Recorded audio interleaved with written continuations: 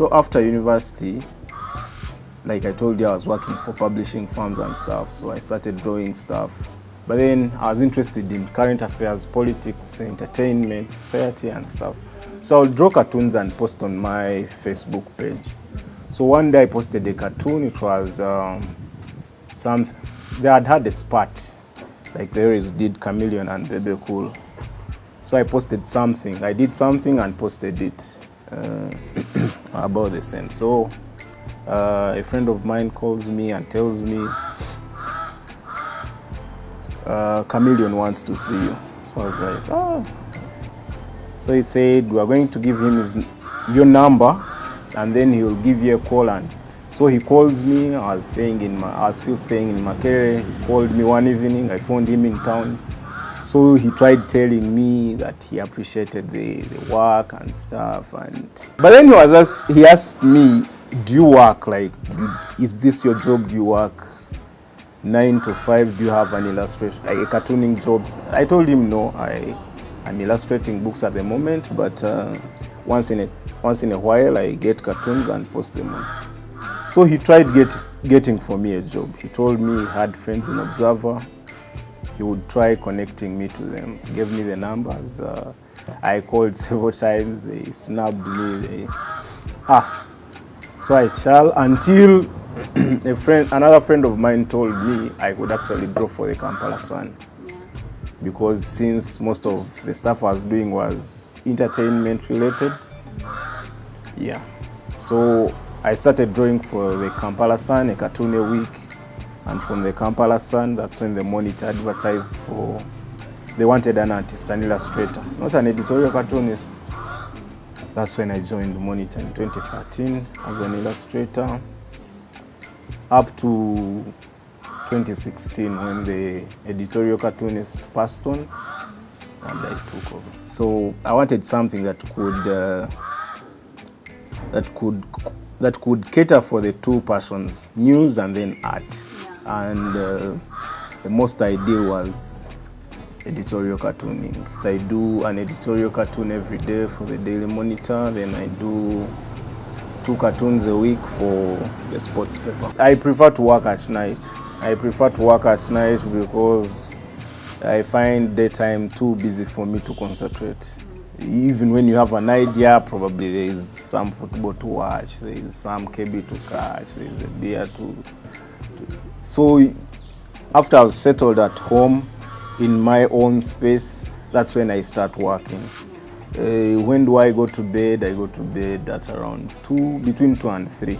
And then I wake up at 9, 10.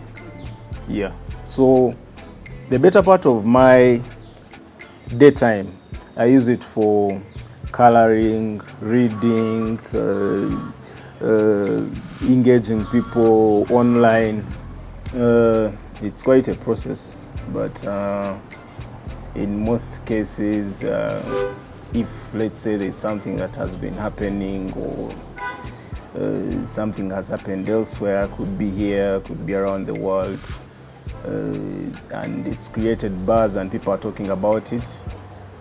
Usually how I select my topics, I look for something that I think will get the attention of the people, like what they're talking about or something I want to highlight.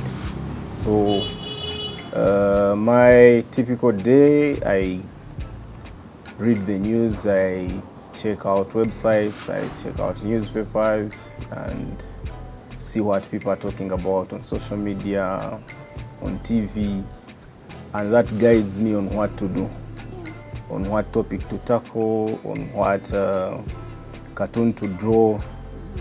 Yeah, so after getting the topic I want to illustrate, I do some background reading.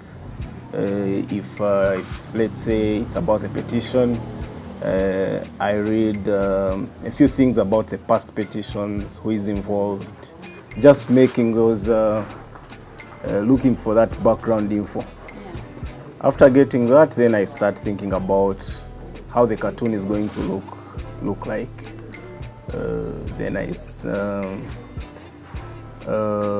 draw thumbnails, small thumbnails.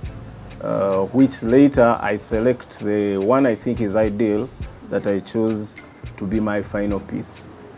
So after selecting the thumbnail, the one I have selected, the ideal one, I get drawing. I sketch using pencil on paper. After the pencil work, I apply ink using pens and markers and stuff.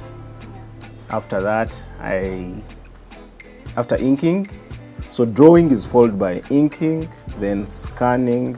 I scan and get it to Photoshop. I use Photoshop for my coloring and editing and that bit. Yeah, I send to the editor. If it's not content for the paper, I put it on my social media pages and share in some groups. Actually, there are cartoons that don't make it to the paper, and previously I used to post them on my social media pages. But then there was a time, something I wouldn't want to talk about, but I found some, I would call it trouble with some people. A cartoon was rejected in the paper, then I posted it online, and then the subject, the person I had, then had to call my editors thinking that it had run in the paper, and then they had to call me and tell me this and this. And so most of the cartoons that are rejected by the paper, in the paper by the editors, I keep them for probably future use. It's something I learned from Zapiro, the South African cartoonist, who is my biggest inspiration. Like every stroke of the pen in his cartoons has a message. He can never put something in a cartoon that is not intended at pushing something or highlighting something, or so every stroke of his. So likewise, it's something I've learned from him time and again. Very many people miss it, but I'm glad that there are some readers who get to know the details. So when do I apply? When do I put? It depends. Sometimes you're done with a cartoon and you're trying to add something. You're trying to spice it up. Then you see maybe you've used the pegs, these usual pegs, and then you see this is online, and so it doesn't. It's not something that I think about it when I'm starting the creative process. It doesn't matter when it comes in, but they are intended. In most cases, they're intended, and I endeavor to make them part of my artworks. So do something which will arouse the mind of the reader and get them interested to study your artwork.